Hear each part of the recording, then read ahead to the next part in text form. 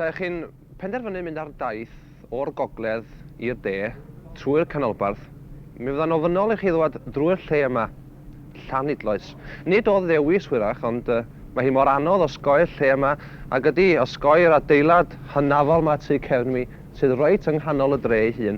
Mae'n tramgwydd o sbïon yn erioed, a'r amgueddfa sy tu mewn, ar glo drwy'r gaea, a dydy ddim yn agor tan yr ha, pan mae'r ymwelwyr yma yn ei heidio i geisio darganfod rhai o rinwedda Llanidloes. Mae hi'n wir fod John Wesley wedi bod yma ar ei dro a hefyd wedi cael nerth i bigethu. Ond y cwestiwn ydy rwan ynde, beth sydd yma ar gyfer teithiwr o'r 20fed ganrif?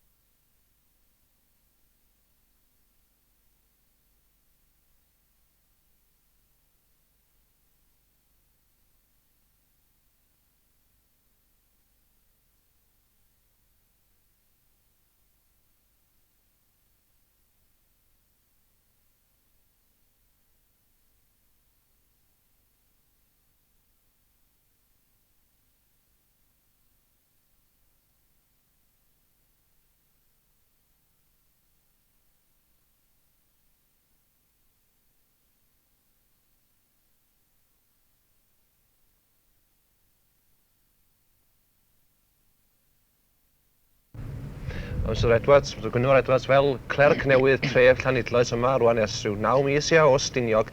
Be di apel y dre yma i chi? Be sy'n ei dynnu ymwelwyr yma enghraifft? Y prif adyniad ar yno byd ydy Clywedog. Ac mi fyddwn ni'n disgwyl llawer iawn o bobl yma yn y dyfodol pan fydd yr argae a'r llyn wedi gorffen. Ac dwi'n disgwyl y bydd y dref yn manteisio ar ymwelwyr yn ariannol. Bydd o help i bobl busnes yn y dref. Llawer o Lanidloes ar hyn o bryd yn gweithio yng Clywedog, ond oes? Oes. Dros 100 ar hyn o bryd o bobl lleol, dynion lleol. Ac pan fydd y gwaith wedi orffen, bydd angen gwaith i'r dynion yma. Ydy hyn yn olygu diweithdra? Ar hyn o bryd, nid oes dim diweithdra, ond pan fydd y gwaith wedi orffen, mi fydd yna diweithdra. Ac fydd hynny'n golygu bydd rhaid cael diwydiant newydd i'r lle. Da chi'n symud i gael diwydiannau, os mae diwydiannau newydd yma'n barod? Mae un ffatri wedi dechrau yma yn mis Ebrill, ac mae'r cyngor yn gwneud pob ymdrech i ddenu diwydiannwyr i'r dref. Ond does o ddim problem sefydlu ffatrioedd o safbwynt tir yn agos beth bynnag? Mae y dref yn brin o dir yn ei hun, ond digon o dir tu allan yn y dosbarth gwledig. Ac hyd yn hyn ydy'r ddau gyngor wedi cyfarfod i drafod y broblem yma. Dyn nhw ddim wedi dod at ei gilydd? Na, dyn. Ond di disgwyl i'r dyfodol agos, y byddwn ni'n dod at yn gilydd i drin diwydiant ac i drin problem tai. Wel, fod mae'r ymwelydd wedi dŵad, mae wedi gweld Clywedog. Lle mae'n mynd o fanno? Be arall sy'n ar ei gyfaro? Wel, fel y gwyddoch chi, wrach yn y dyfodol agos, bydd Plynlimon yn dod yn bar cenedlaethol, ac dwi'n disgwyl y bydd Llanidloes yn dod yn gynalfon ymwelwyr i'r lleoedd yma. Mae gennych chi neuadd tre yma yn does? Da chi'n defnyddio hon i ryw bwrpas ar wahân i gynnal dawnsfeydd yn ei hi? Dawnsfeydd, cyngherddau, dramau, operetau, ac da ni'n disgwyl y allan ni wneud mwy o ddefnydd gyda conferences a pethau... Cynadleddau felly? Cynadleddau, ia. Ydych da chi'n gobeithio mewn ffordd o siarad y dawr dre newydd maen nhw'n sôn dan ni'n ffaith ac y bydd Llanidloes yn datblygu gyda'r dre newydd? Dwi'n disgwyl y bydd datblygiadau yn y dyfodol agos.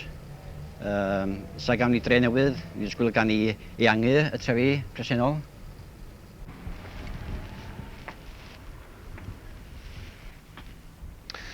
Diolch rwy wedi dŵad i iawn le yn yr hen wlad.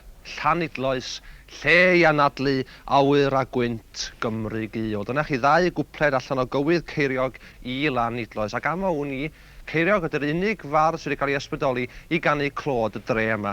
Tybed oes na arwyddocâd i'r ffaith na tydi'r cywydd yma, cywydd Llanidloes gan ceiriog, ddim ymhlith trysorau mawr yn llenyddiaeth ni.